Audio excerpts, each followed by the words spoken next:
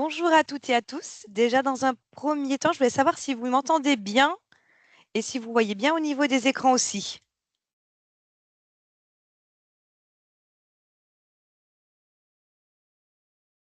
Si vous pouvez me faire un retour. Ah, super. Ben oui.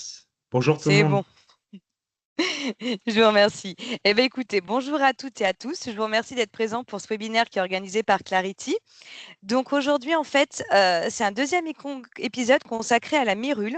En février, on avait déjà fait un premier webinaire sur comprendre les conditions qui favorisent le développement de la myrule et vraiment comment appréhender la myrule. Pour cela, j'étais aussi en compagnie de Victor Sabet, que je remercie énormément. Et là, aujourd'hui, on va plus faire place à la pratique. C'est-à-dire qu'aujourd'hui, on va plus vraiment se centrer sur le métier du diagnostiqueur. Et surtout, la question, c'est comment mener une mission de diagnostic réussie et quelles sont les bonnes pratiques à adopter. Pour nous accompagner, donc j'ai le plaisir de nouveau de faire ce webinaire avec Victor, qui va pouvoir, donc qui est mycologue au sein de Fongilab, le laboratoire d'analyse, et qui partagera son expertise également. Pour tous ceux qui n'ont pas vu le premier webinaire, il est disponible sur YouTube en replay, donc il n'y a pas de souci avec ça. Donc là, je vais laisser la parole à Victor pour qu'il se présente pour ceux qui ne le connaissent pas, et puis pour qu'il nous fasse partager donc sa présentation. Et encore merci Victor d'être présent, hein. Ben, merci Nathalie, merci Clarity de me donner la parole aujourd'hui. Donc je m'appelle Victor Sabet, je suis un ancien diagnostiqueur, donc moi j'ai passé mes certifications fin 2010 et je les ai terminées en 2011. J'ai fait 12 belles années dans le diagnostic avec pour spécialité l'état parasitaire. C'était le domaine qui me plaisait le plus. En parallèle de ça, je me suis mis à la mycologie, à la microscopie et il y a maintenant 3 ans, j'ai décidé de basculer complètement du côté laboratoire et de faire les petites analyses. Et puis, ben, du coup, c'est aussi l'occasion pour moi de vous parler un petit peu de mon expérience, de mon retour terrain, de vous donner, après pas mal d'observations aussi de d'autres rapports et du travail des confrères, les bonnes pratiques et ce qui peut caler. Ben, écoute, on démarre. Nathalie, j'ai partagé mon écran. Allez, ça marche. Et j'ai oublié juste de vous signaler, n'hésitez pas à poser vos questions dans le chat. À la fin de la présentation, on aura un moment d'échange. Donc surtout, je vous invite à participer. Voilà, et s'il y a des choses, on reviendra dessus. Il n'y a pas de problématique avec ça. Bien, on voit mon écran. Tout est bon, Nathalie? C'est tout bon, on voit tout bien. Ok, parfait. Bon, ben, pour ceux qui ont loupé le premier épisode, ce premier épisode, il est assez important. On a posé un petit peu les bases de la problématique mérule. On a rappelé un peu la biologie. On a expliqué pourquoi ce champignon était si compliqué. Et puis, on a parlé aussi de cartographie et tout ça. Aujourd'hui, on a décidé d'axer cette partie un peu plus sur la partie ben, vraiment technique. Et on l'a intitulé Sécuriser sa mission. Alors, ces derniers temps, on me dit souvent, oui, le nouveau diagnostic, enfin en tout cas, ce qu'on entend de plus en plus parler, l'état parasitaire, c'est un marché d'avenir. Alors, c'est assez intéressant parce que, en fait, la première chose dont on peut se rendre compte, c'est que la norme qui cadre ce contrôle, la toute première version de cette norme, elle date de 98. C'est-à-dire, en fait, bien avant l'apparition des autres diagnostics qui sont pratiqués aujourd'hui par les diagnostiqueurs. Donc, c'est pas du tout un diagnostic, en quelque sorte, nouveau. Au contraire, c'est une norme assez ancienne et elle a évolué à 3 reprises. Alors bon, j'ai les 3 versions de la norme. C'est pas foufou les différences qu'on va trouver entre les trois. Ça vaut pas forcément la peine d'acheter les versions qui sont plus d'actualité. Mais cette dernière norme, donc celle qui cadre cette mission, c'est la P03200. Et elle n'est pas très grande, cette norme. En réalité, elle fait une trentaine de pages. Et je rigole souvent en disant que si on retire l'introduction et les annexes, bah, globalement, on a 7 pages de cadrage de mission et d'explication sur comment mener sa mission. Donc ça fait pas beaucoup. Et je me rends compte que bah, il n'y a pas beaucoup de diagnostiqueurs non plus qui l'ont, cette norme. Alors pour commencer, comment réussir sa mission? Le premier conseil que j'ai envie de donner, et il tombe sous le sens, c'est suivez votre norme. Je sais, ça peut paraître un petit peu simple comme ça, mais je me rends compte que la plupart des erreurs qui sont commises, c'est souvent parce que la norme, elle n'a pas correctement été acquise et qu'il y a souvent une mécompréhension. On va s'en faire quelques démonstrations. Euh, c'est un diagnostic très accessible puisqu'il n'y a pas de certification obligatoire. Mais pour autant, ça ne veut pas dire que n'importe qui a le droit de pratiquer cette mission. En fait, il y a des prérequis. Donc ça, c'est déjà le tout premier point. Il y a trois voies d'entrée pour réaliser ce diagnostic. C'est soit la certification, et c'est très simple aujourd'hui, il n'y a qu'un seul organisme qui le propose, c'est ICERT. C'est une certification volontaire. Il y a la formation et il y a l'expérience appropriée. Et là aussi, attention, l'expérience appropriée, ça ne veut pas dire je suis diagnostiqueur, je fais des états parasitaires depuis 10 ans, donc j'ai l'expérience appropriée. Ça ne marche pas, ça. Ça pourrait coller, par exemple, à quelqu'un qui a travaillé en biologie ou éventuellement en entreprise de traitement pendant des années, et ça peut se justifier pour une expérience appropriée. Donc, du coup, on peut se concentrer sur la partie formation. Et là, il y a déjà un premier point qui est souvent pas très bien interprété, où les organismes de formation peuvent en abuser. C'est l'idée que si on a fait enfin, si on est certifié termite et donc qu'on a fait la formation termite, forcément, on est préparé pour faire un état parasitaire. Et là, ça peut commencer à coincer parce que voici ce que dit la norme au niveau des prérequis. Euh, donc, la norme thermite, c'est la P03 201 et la norme état parasitaire, c'est la P03 200. Et donc, le problème, c'est que les prérequis ne sont pas exactement les mêmes. Pour le prérequis termite, la formation, elle demande qu'on connaisse la biologie des termites, savoir identifier les genres, les moyens de lutte contre les termites. Pour la P03-200, donc l'état parasitaire, évidemment, ça va au-delà des termites. On nous demande de connaître les termites pour l'état parasitaire, mais aussi tous les insectes à larves xylophages, tous les champignons, d'être capable de les reconnaître, de connaître leur type de pourriture et de pouvoir identifier les agents qui sont présents sur sa zone géographique. Donc, c'est pas simple du tout. Au niveau des moyens de lutte, euh, on ne doit pas uniquement avoir vu comment lutter contre les termites, il faut aussi connaître les traitements du bois face aux ILX, les différents traitements de mérule. Et globalement, si on vous a parlé uniquement du traitement chimique pour la mérule, bah, c'est insuffisant. Il y a d'autres techniques de traitement, le traitement par air chaud, il y a même le traitement par micro-ondes qui commence à se développer, pas trop en France, mais ça existe aussi. Donc en fait, il y a un ensemble d'acquis qui est déjà cadré par la norme, et c'est pas parce que vous avez fait cette formation thermique que forcément tous ces points ont été balayés. Ça va vraiment dépendre de la formation. Alors, moi, je l'ai fait cette formation thermite, et si effectivement sur les quelques jours de formation, on a eu une journée ou une demi-journée pour parler des autres agents de dégradation, là aussi, il y a une deuxième question qu'il faut se poser. C'est peut-être que j'ai vu globalement les agents de dégradation biologique et compagnie, mais vraiment, est-ce que je suis calé pour pouvoir faire cette mission? C'est pas toujours simple de se remettre en question. Du coup, je vous ai préparé un petit quiz. Je vais vous montrer 5 photos et ce que vous voyez, ça devrait normalement être dans vos cordes si vous estimez que vous êtes capable de faire un état parasitaire. Il s'agit de champignons, d'insectes ou de types de pourriture qu'on retrouve sur toute la France, donc il n'y a pas d'excuse. Et voici la première. Donc c'est un jeu avec vous-même. Le but, c'est pas de faire une évaluation de tout le monde, c'est juste de vous-même vous poser la question, est-ce que c'est évident ou c'est pas évident? Alors, c'est simple et à la fois, évidemment, j'ai pas mis les cas les plus simples, mais c'est quand même des choses assez fréquentes. Alors, quand on voit comme ça cette première photo, pour souligner rapidement ce qu'on on voit un mycélium et des rhizomorphes même ramifiés, là, par exemple, bien au centre. Je sais pas si on voit mon curseur, d'ailleurs, Nathalie, quand je le bouge. Alors, il faudrait aller un petit peu plus doucement, puisqu'on le voit bien passer, mais voilà. Les caractéristiques, un mycélium et des rhizomorphes blancs immaculés, vraiment d'un beau blanc. Et ici, ça doit mettre la puce à l'oreille. On a des structures de mycélium qui, sur les surfaces à l'envers, vont former comme des gouttes. Et ça, c'est caractéristique de ce champignon. Alors, du coup, si vous pensez que ce champignon, c'est Fibroporia, c'est bon pour vous. Bravo, félicitations. C'est assez courant quand même. Et comme j'ai dit, on le trouve partout. Alors, si je vous montre ce petit insecte à larve xylophage, il a une tête bien particulière. C'est un énorme groupe, il y en a plein partout en France.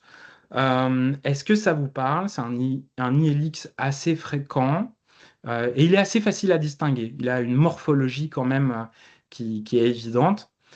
Et si vous pensez au charançon, c'est que c'est bon. Bravo. Allez, on se refait un autre petit test, cette fois-ci sur les pourritures. Donc ça, c'est les exigences de la P03200, savoir les identifier.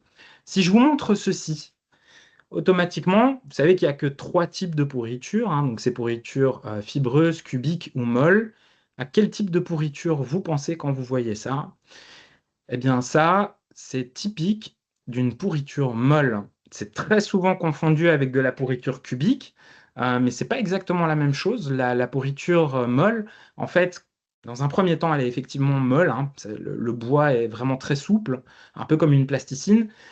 Mais surtout, une fois qu'il sèche, il se fragmente comme on le voit là. Alors c'est quelque chose d'extrêmement superficiel et ça donne au bois un aspect un peu écaille de serpent. Et donc ça, là, ce que vous voyez là, c'est typique d'une pourriture molle. Si vous voyez ça, est-ce que vous pensez automatiquement à Gloeophyllum? C'est le lanzite des poutres, un grand classique aussi, assez fréquent. On peut le retrouver en charpente, c'est d'ailleurs la photo qui est là. Et pour terminer, en voilà un pas beau.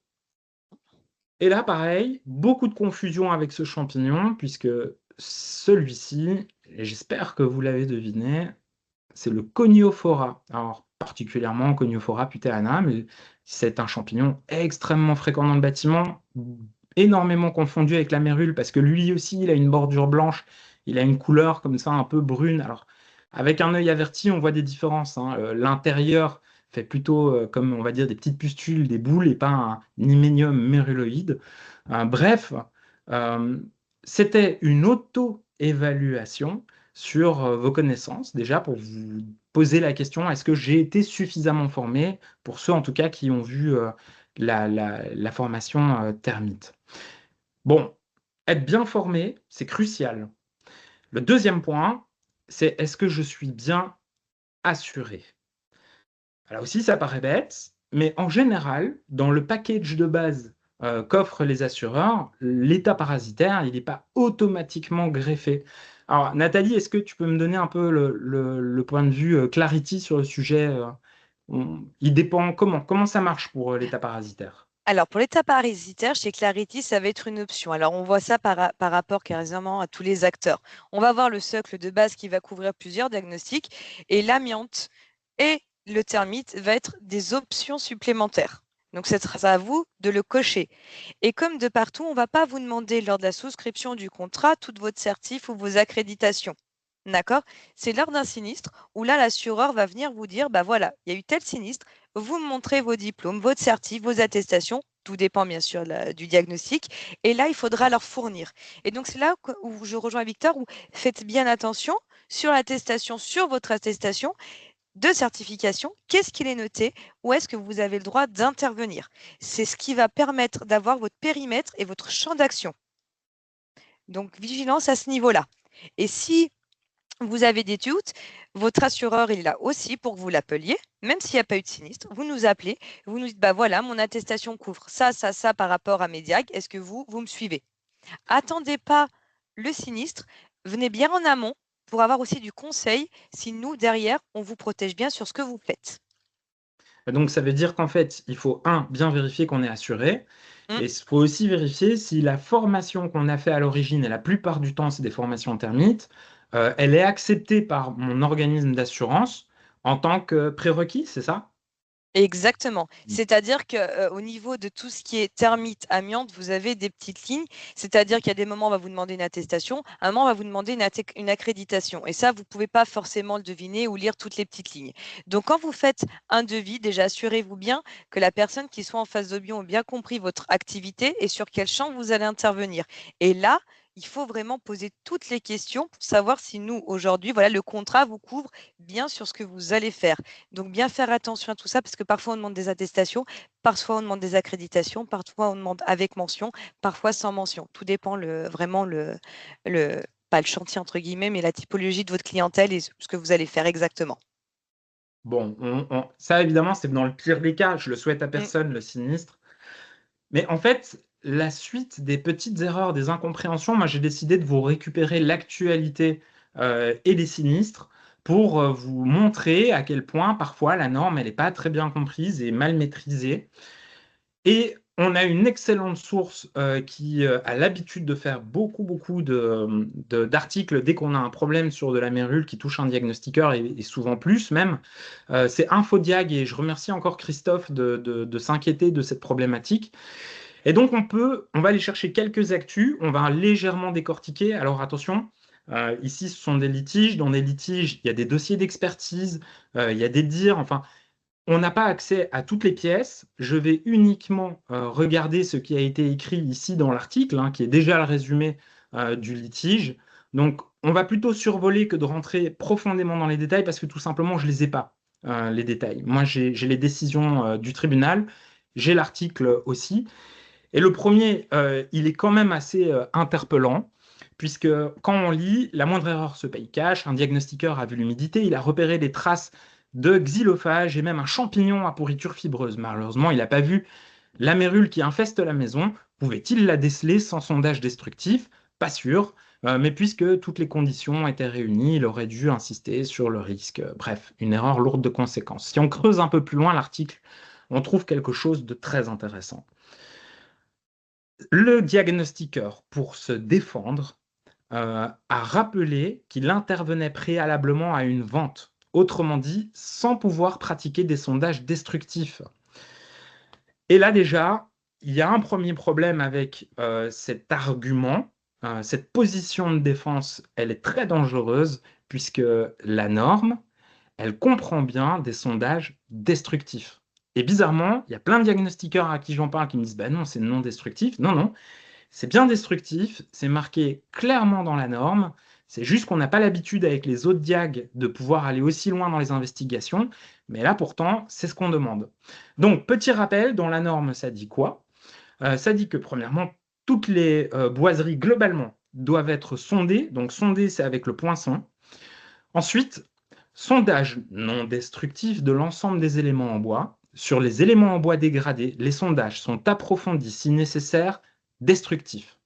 Et on reprécise derrière euh, que les éléments en bois en contact avec la maçonnerie doivent faire l'objet de sondages rapprochés, mais que ne sont pas considérés comme sondages destructifs les altérations du poinçon. Donc on est très très clair, le poinçon c'est pour sonder et on l'utilise partout, et ce n'est pas ça quand on parle de destructif. Le destructif, c'est véritablement aller ouvrir pour continuer l'investigation. On l'avait vu dans le premier webinaire, ça a une logique implacable.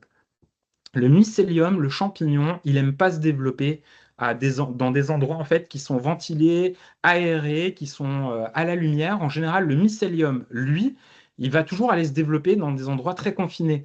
Typiquement, si on a une mérule sur un plancher intermédiaire, souvent quand on la voit apparaître, c'est quand le sporophore apparaît, l'organe reproducteur, mais le mycélium, lui, il est dans le plancher intermédiaire et il peut être sacrément étendu. Sur cette photo, on voit très exactement cette problématique. Euh, on a dû soulever une latte de bois pour trouver le mycélium. Par contre, il y avait un indicateur très clair, c'était la déformation de la plinthe. Et c'est pour ça, en fait, c'est dans ce sens-là que la norme, elle va. Elle vous dit sur les éléments en bois dégradés, les sondages sont approfondis, si nécessaire destructifs, parce qu'une boiserie qui est dégradée dans un bâtiment, c'est pratiquement toujours l'effet d'un champignon. Donc, dès qu'on a une boiserie dégradée, on passe en mode destructif et on pousse l'investigation sur les alentours. Attention, ne me faites pas dire ce que j'ai pas dit non plus. J'ai pas dit de tout casser dans la maison. Ça aussi, il faut pas passer d'un extrême à l'autre.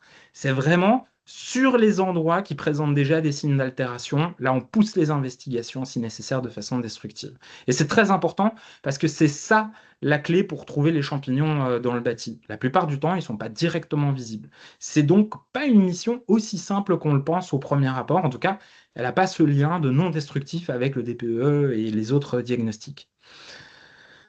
Bon, continuons un petit peu le tour de l'actu. Alors ça, c'est très ennuyant parce que le diagnostiqueur intervient pour repérer des termites. C'est une autre norme. Il n'a pas été mandaté pour faire un état parasitaire.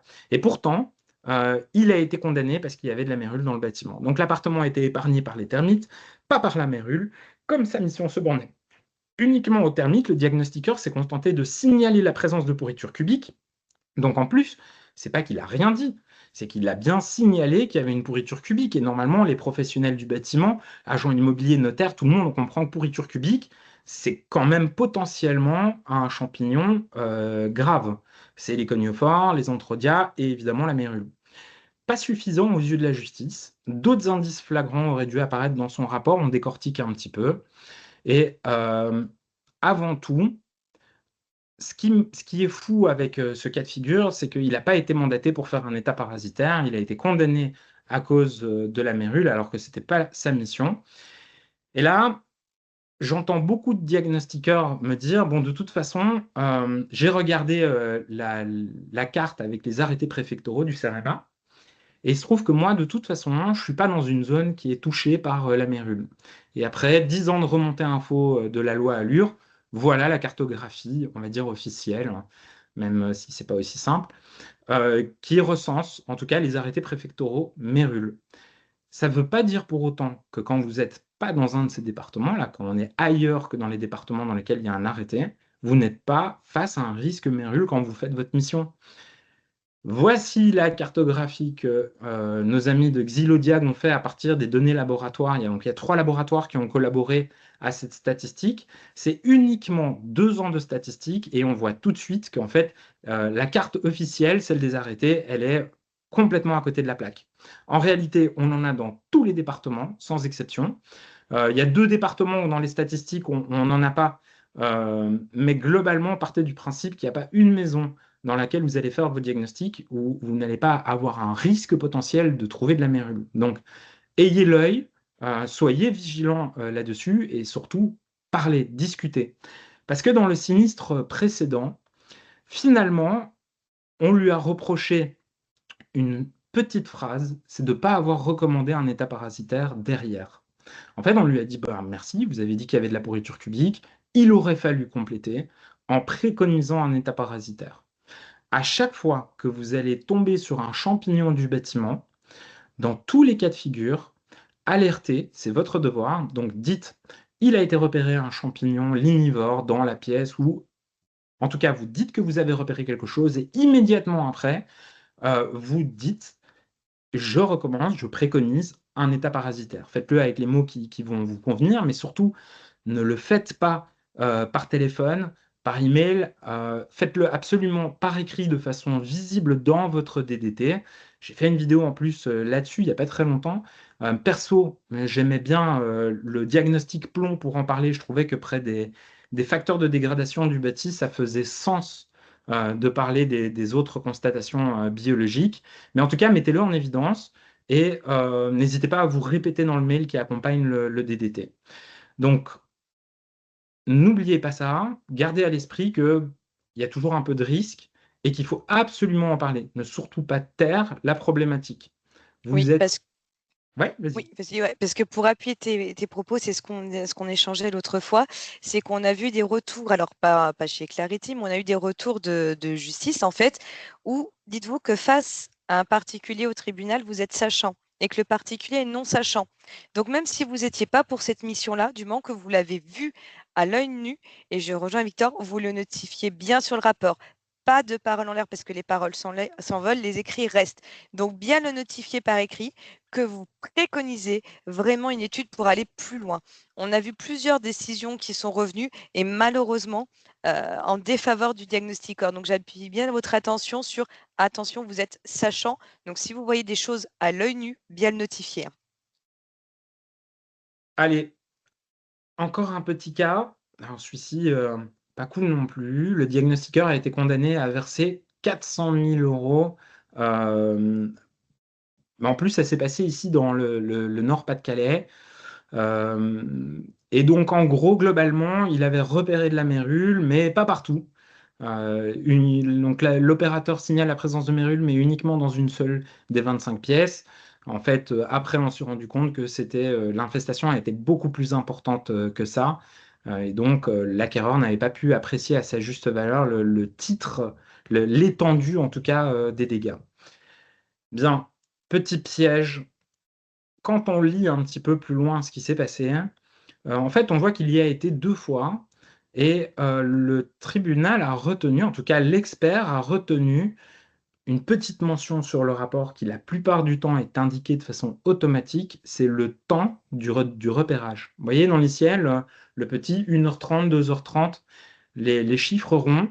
Souvent, ce chiffre, il augmente automatiquement en fonction du nombre de diagnostics cochés. Eh bien, ici, globalement, l'expert a retenu que le bâtiment faisait 25 pièces, que dans son rapport, il avait écrit qu'il avait passé 2h30 pour faire sa mission, et avec un petit calcul mathématique très simple, hein, en gros, 6 minutes par pièce, il ne pouvait pas faire correctement sa mission. Et donc, voilà, on lui a reproché. Alors, c'est terrible à plusieurs titres, parce que bon, moi je pense que ce chiffre il était mis automatiquement. Mais il y a aussi l'addition.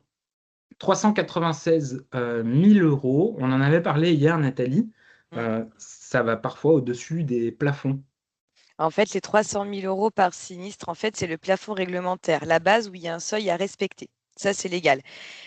Et quand je vous disais que voilà, avec son assureur ou son courtier, son agent, il faut pas le voir qu'en cas de sinistre. Par exemple, là, quand vous avez certains types de chantiers qui vous paraissent quand même assez conséquents, d'accord? Et que le risque est peut-être supérieur à ce que vous faites d'habitude. Appelez votre assureur pour savoir si le plafond de garantie est suffisant. Parce que dans le cas que tu nous présentes, Victor, malheureusement, il y a pour 396 000 euros de dommages. Et aujourd'hui, la garantie qu'il a, le plafond de garantie qu'il a est à 300 000. C'est le plafond minimum. Donc, on peut les rehausser. Mais pareil, c'est pour ça qu'il faut vraiment échanger avec votre assureur ou votre courtier pour savoir si aujourd'hui, votre contrat, il suffit aux missions que vous prenez. Mm. Et quand on lit aussi le début, en fait, la Cour d'appel de Douai, puis la Cour de cassation, retient que l'opérateur se trouvait en présence lors des 2 examens d'indices importants, à savoir d'humidité, de moisissure, de traces d'infiltration propices au développement, et donc qui aurait dû lui permettre de suspecter la présence de la mérule dans d'autres pièces que la cuisine. L'erreur est donc manifeste. Alors là, ça me permet de rebondir avec encore une autre chose. Effectivement, indiquer les traces de fuite, d'infiltration, ça serait bien. Alors, question, est-ce que c'est une obligation quand on fait un état parasitaire? À votre avis, est-ce que l'opérateur, il aurait dû l'écrire noir sur blanc? On lui demande de rechercher des agents biologiques. Peut-être qu'il a limité sa mission là, pas forcément repérer la totalité des fuites et des infiltrations. Il y a très peu de diagnostiqueurs qui le font. Mais dans le fond, est-ce que c'est une obligation ou pas? Eh bien, de nouveau, on creuse un peu la norme et oui, en fait, en constatation diverses, il est clairement indiqué que les fuites d'eau, les infiltrations, les traitements antérieurs, si vous voyez un ancien traitement mérule, l'encombrement des lieux, les autres organismes non visés tels que les moisissures, les bleuissements et les insectes nidificateurs doivent figurer dans les constatations diverses. C'est très important en fait ce point parce que on l'avait vu lors du premier webinaire. En fait, les champignons sont directement liés à la présence d'eau.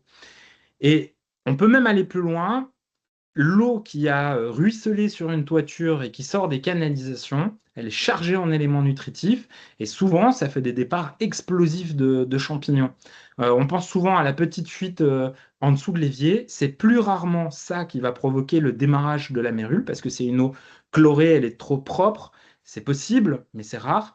Par contre, l'écoulement, comment ça, en façade, par les mauvais raccords ou le chéneau qui fuit, ça, c'est vraiment une situation extrêmement à risque. Et je pense, et j'ai l'intime conviction que le diagnostiqueur, quand il fait sa mission, quand bien même il ne voit rien, il n'y a pas de boiserie dégradée, s'il indique la présence d'une fuite importante et d'un ruissellement d'eau et que c'est un facteur à risque en constatation diverse, de nouveau, on ne pourra pas lui reprocher d'avoir été au bout de sa mission. Il y a un autre truc dont j'ai parlé récemment. Je disais aussi que aujourd'hui, il existe des petits outils. Alors, je vais revenir sur la caméra. Hop. Ça, c'est un conseil très personnel. On est revenu sur la caméra hop. On Non, voit là, que il je n'y suis a en pas de... sueur, il fait chaud. Il n'y a rien. Non, il y a pas de partage d'écran. On voit même pas mon. Il n'y a pas de partage d'écran, mais on voit ce que je montre. Ah oui, c'est bon. Parfait. Eh bien, voilà ce que moi je vous conseille pour démontrer en tout cas que vous avez fait correctement votre mission. N'hésitez pas à prendre des images. En fait, il y a aujourd'hui des toutes petites caméras comme celle-ci qui sont en plus aimantées. On a des colliers magnétiques comme ça. Gardez des traces de ce que vous avez vu le jour J. Et en fait, on la laisse tout simplement au cou. On peut filmer comme ça. Si nécessaire, on pourra montrer que le jour où on est passé, eh bien, en fait, sur les boiseries qui ont été sondées, elles ne présentaient aucune déformation le jour de la visite. Ça permet de revenir sur les images si nécessaire. Vous n'êtes pas obligé de les mettre à disposition. Mais si on vous inquiète sur un élément, vous pouvez toujours revenir sur les fichiers que vous avez enregistrés et vérifier si le jour de la visite, effectivement, la mission a été bien faite et si vous n'avez rien laissé passer. Donc ça, c'est vraiment un petit conseil important. Prenez cette habitude, ça vaut vraiment le coup. Ça coûte pas grand-chose en plus. Et comme les champignons, ce sont en fait, ça évolue dans le temps, c'est pour moi une des façons de sécuriser sa mission. Ne pas hésiter à garder des images. Allez hop, on va repartager l'écran. Hop. Voilà, voilà. C'est tout bon. Donc là, enfin, voilà, ça fait déjà 32 minutes. C'est très court hein, pour énoncer tout ce qu'il y a. En fait, il y en a beaucoup des petits détails, des petits points comme ça dans la norme qui sont souvent négligés. Euh, Si je peux vous recommander de la montée en compétences, il y a deux voies évidentes aujourd'hui. Il y a le réseau Xylodiag, et donc par Stéphane Vincent, qui a décidé de regrouper comme ça des diagnostiqueurs par région, qui se partagent comme ça la région. C'est le même principe que des Moldiag. Et le but du réseau, c'est de faire de la montée en compétences et d'avoir comme ça un réseau de diagnostiqueurs qui ont été formés sur l'état parasitaire, qui se maintiennent à jour vis-à-vis de la réglementation et surtout des évolutions des connaissances biologiques. Moi, j'ai le plaisir d'intervenir pour eux. Souvent, je fais une animation par an pour ce réseau et je sais que là-bas, le niveau, il est très élevé. Donc ça, c'est vraiment une bonne porte d'entrée si on veut acquérir des connaissances. Il y a aussi évidemment la formation. J'en avais parlé la fois passée, mais en dehors de la formation termite, pour ceux qui veulent spécifiquement se former à l'état parasitaire, aujourd'hui la formation la plus complète, elle a été organisée sur 4 jours à Lyon. Et j'ai eu le plaisir comme ça d'animer une journée sur les champignons. Sarah Aknin a fait une journée sur les insectes. Et le but, c'est vraiment non pas de vous montrer plein de slides, c'est de vous donner des exemples, des morceaux de bois qui sont attaqués par des pourritures cubiques, fibreuses, de vous apprendre en fait à distinguer ces différents champignons et surtout de rebalayer la norme, le contenu d'un rapport, qu'est-ce qui doit y figurer, qu'est-ce qui n'y figure pas. Pour se donner l'idée, ça dure 4 jours. Et ça ne parle même pas de termites. C'est dire à quel point le sujet est complexe. Donc, si vraiment c'est un diag que vous voulez développer, moi je vous invite à choisir ces voies-là. La montée en compétence, c'est toujours une bonne chose, évidemment. Et voilà. En dehors de tout ça, je sais que ça fait peur quand on parle des risques et qu'on voit les sinistres. C'est pour moi une mission extrêmement intéressante. Il n'y a pas beaucoup de diagnostiqueurs qui le font. Techniquement, elle coûte pas très cher. La certification n'est pas obligatoire, au moins une formation. Mais du coup, il n'y a pas de contrôle in situ, il n'y a pas de contrôle documentaire. En termes de matériel, on va dire qu'on peut démarrer l'état parasitaire avec moins de 1 000 euros. Donc, je dirais poinçon, une petite caméra pour filmer sa mission, caméra endoscopique, une petite loupe. C'est pas extrêmement cher. C'est très accessible, c'est très valorisant comme mission. Donc voilà, faut pas avoir peur. Je le répète, une mission qui est maîtrisée, c'est pas une mission sur laquelle on a des sinistres. Ça dépend souvent d'abord des connaissances et de la pratique de ce diagnostic. Bon, Nathalie, du coup, moi j'ai fait mon tour. On peut passer, s'il y a des questions, Allez-y, de toute c'est le façon, moment. il en faut toujours une première, voilà. Allez-y, essayez, posez vos questions. Si on peut répondre à l'instant, on répondra. S'il faut plus de recherche, on viendra à vous. Mais n'hésitez pas si vous avez des questions sur tout ce que vous avez vu. Même pour ceux qui ont vu le premier webinaire, s'il y a des choses sur lesquelles vous voulez revenir, n'hésitez pas. Par contre, j'avais vu qu'on avait une question. Donc, les replays, il y en a bien, hein. Ils seront envoyés, il n'y a pas de souci. Le premier est déjà en replay, le deuxième le sera également, hein. C'est la première question qui est toujours la plus longue Il à faut, il faut, arriver. il faut, il faut enclencher, en fait. Ah, j'ai une main qui se lève. L'IA peut-elle être... Ah, il demande si l'IA peut être utile. Surtout pas. Très sincèrement, bon, on s'amuse beaucoup avec l'IA. Bon, j'anime un groupe Facebook et il y a souvent des gens en fait qui prennent des photos, les passent sur l'IA ou qui essayent de faire de l'identification en mettant leurs photos sur ChatGPT. Prenez n'importe quel mycélium dans une cave, ChatGPT va vous dire que c'est de la mérule. Attention, la responsabilité, elle va dans les deux sens parce que vous dites que c'est une mérule parce que vous avez été aiguillé par ChatGPT et ça n'en est pas. Il va y avoir des conséquences financières. Le traitement de la mérule, c'est quelque chose d'extrêmement coûteux. Donc, surtout pas d'IA, même pas pour vous aiguiller. Très sincèrement, il y a des vraies astuces pour les distinguer, ces champignons. Euh, Déjà, venez pas mal sur le groupe Facebook que j'anime ou regardez l'actu que je diffuse sur LinkedIn. Globalement, j'essaye très souvent de vous donner, non pas simplement de dire c'est de la mérule, mais de dire c'est une mérule parce qu'on a un hyménium méruloïde, parce qu'on retrouve une marge blanche, parce que, et j'essaye un petit peu de faire de la pédagogie autour de pourquoi j'arrive à cette identification. Et quand bien même on identifie ou on aiguille sur photo, on dit toujours à confirmer. Parce qu'il y a honnêtement que sur place qu'on peut avoir la certitude quand on est face à un sporophore. Et quand on a des doutes, privilégier le laboratoire, même si ce n'est pas une obligation. Et Mais voilà, oui. Ouais. je viens de tester. Et du coup, il y en a qui ont essayé de mettre l'IA sur les champignons que je vous ai montrés là tout à l'heure. Je suis bien curieux. On peut même faire le test. Ouais, d'avoir le retour. Ouais. Ah, je viens de tester. Ah, je pense que Freck de Grèce, oui. Alors, hop, sortez vos chats GPT, vos Claude et compagnie. Je vous remontre la première photo et dites-moi si il va bien trouver Fibroporia. Alors, je partage l'écran, c'est le moment. Ça sera l'occasion de répondre à la En question. direct, ouais. Ouais. Alors, il peut la retrouver si les photos sont sur le net et qu'en dessous, elles sont catégorisées dans... Voilà, Gemini répond Mérule. C'est plus subtil. Alors, il y a une question. Le diagmérule est-il obligatoire sur une zone avec un arrêté? En fait, on a un gros problème avec ça. C'est que l'arrêté, la loi Allure, elle dit qu'il faut fournir une information mérule. Mais il n'y a rien qui définit clairement ce qu'est l'information mérule. Alors, on arrive dans les problèmes. Beaucoup de notaires vont demander à fournir un diagnostic parasitaire ou un diagnostic mérule. Et ce diagnostic mérule, en fait, il n'existe pas en tant que tel.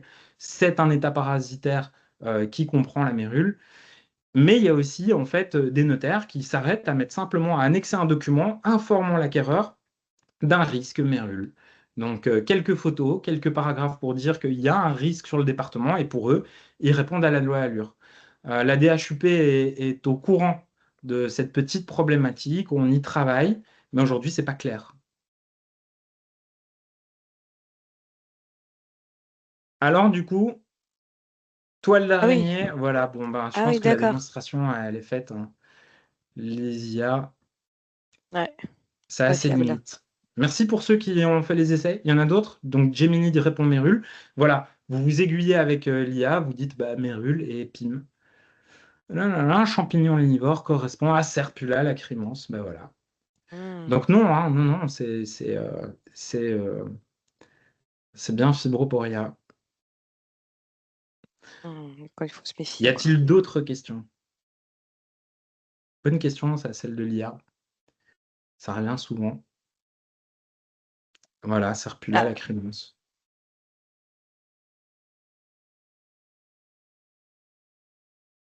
Ouais. donc comme quoi Euh, l'IA remplacera pas le diagnostic ouais, aujourd'hui. on peut essayer avec d'autres, hein, pour ceux que ça amuse, hein. Donc ça, le coniophore. Mais bon, voilà. Hop.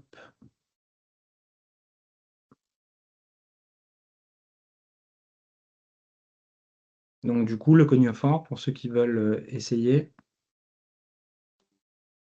Alors, lors d'un diagnostic, l'un dossier de diagnostic, plomb amiante, nous découvrons des indices de champignons. Il est obligatoire de signaler sous quelle forme dans le rapport. Oui, aujourd'hui, j'estime que c'est obligatoire. Et c'est un peu ce que je disais avant.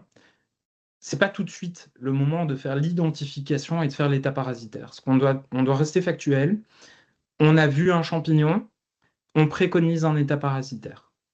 Enfin, mais par contre, on le met en évidence on le met en évidence dans le DDT. On n'essaye surtout pas de le planquer dans des petites lignes en tout petit pour Mm. ne pas effrayer son agent immobilier qui est un apporteur d'affaires. Malheureusement, c'est l'inverse qu'il faut faire. Notre devoir, c'est celui d'alerter, d'informer. Donc, on alerte. Alors, la place du labo dans l'état parasitaire, elle n'existe pas. Aujourd'hui, il n'y a aucune obligation de passer par un laboratoire pour faire vos analyses. Je vous apprends même à identifier ces champignons en regardant les sporophores. Maintenant, si vous préférez déporter cette responsabilité de l'identification à un laboratoire, vous pouvez le faire, évidemment. Il n'y a pas de contre-indication non plus. Mais aujourd'hui, rien n'indique comment vous arrivez à vos conclusions. Si vous dites c'est Merlul, bon ben voilà, c'est vous qui l'avez choisi ou vous vous êtes reporté à un laboratoire qui a procédé à l'identification. Dans quel rapport? En fait, dans n'importe quel rapport, mettez alerte. Et c'est ce que je disais, je trouvais que la bonne place, mais c'est personnel, c'était le diagnostic plomb, puisqu'on parle de facteurs de dégradation du bâti, de risque d'effondrement, de moisissure, d'infiltration. Quelque part, c'est là où ça fait le plus sens. Je ne dis pas qu'il faut inventer un nouveau facteur de dégradation du bâti. Je dis juste que moi, perso, quand je faisais le plomb parmi les autres diagnostics, c'est souvent là que je le mettais. Je le mettais en évidence, en grand, en gras. Je n'allais pas jusqu'à le mettre en rouge. Et souvent, je le répétais dans le mail qui accompagnait le DDT. Et vous savez quoi? À chaque fois, quand le notaire tombe sur ces avertissements, bah, ça déclenche derrière un état parasitaire. Globalement, ça fait une mission en plus derrière. Il n'y a pas un notaire qui va prendre le risque de passer un acte avec une alerte pareille qui était claire et visible. Alors,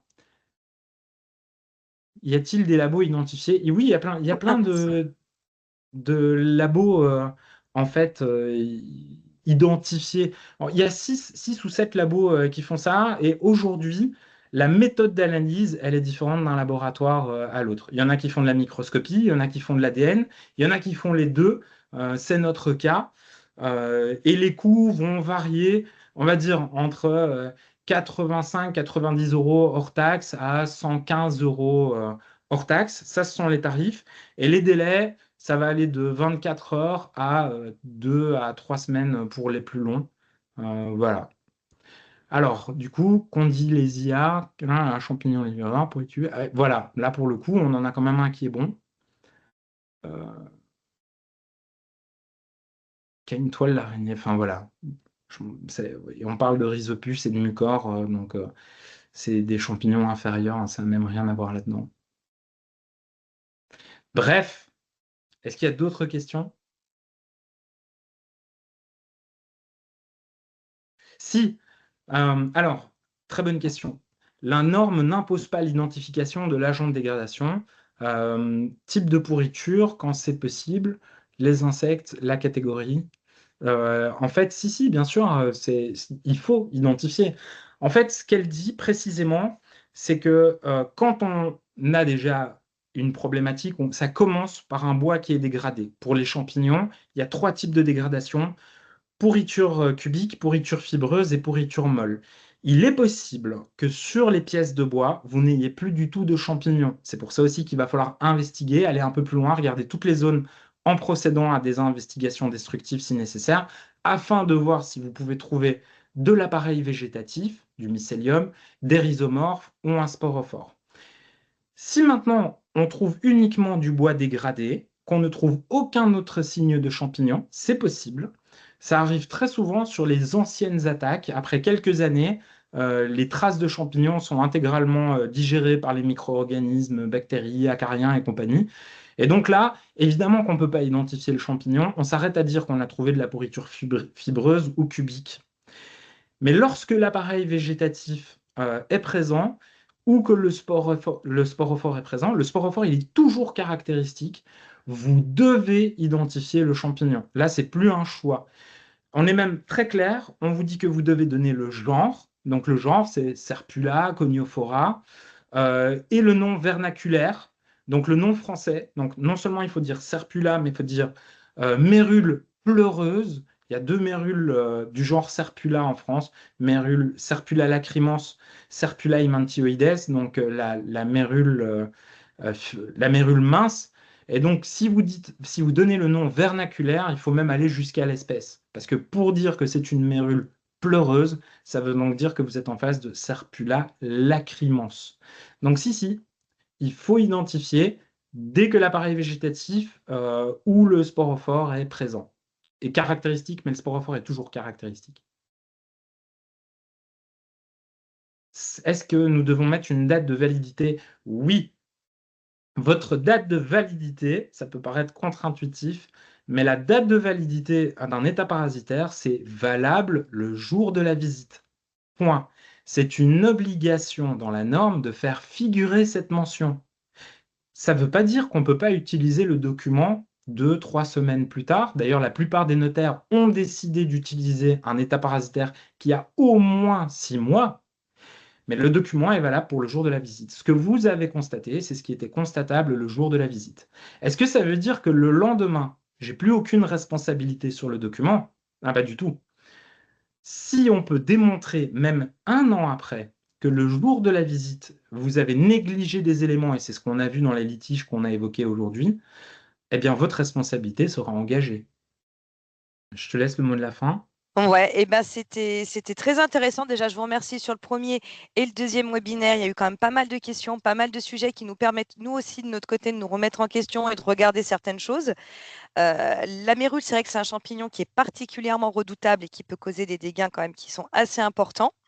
Donc, on espère que ce webinaire vous a permis de mieux comprendre le mécanisme et le développement de la mérule.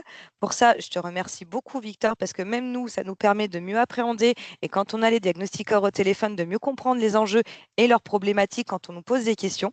Donc, c'est toujours très bon à savoir. Et c'est vrai qu'on pourrait en parler des heures, hein. C'est ce qu'on disait, ça pourrait être un sujet, voilà, on pourrait en parler des heures. Donc, excusez-moi, j'espère que ça vous a plu. Il y aura les replays. Et de toute façon, si vous avez quoi que ce soit, des questions, il ne faut pas hésiter à revenir vers nous, hein. Formidable. Très bonne soirée à tous Oui. et à une prochaine. Oui, encore merci, Merci. Victor. Bonne soirée Merci à tous. Nathalie. Merci Au Clarity. revoir.